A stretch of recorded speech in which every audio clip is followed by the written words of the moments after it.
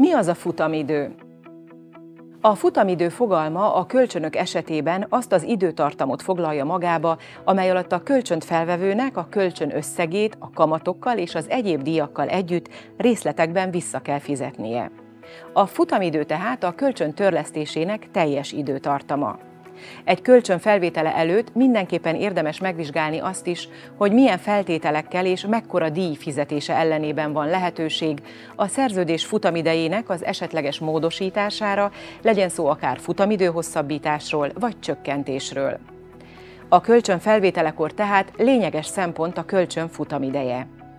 Általánosságban elmondható az, hogy minél hosszabb a futamidő, annál alacsonyabb a fizetendő törlesztő részlet.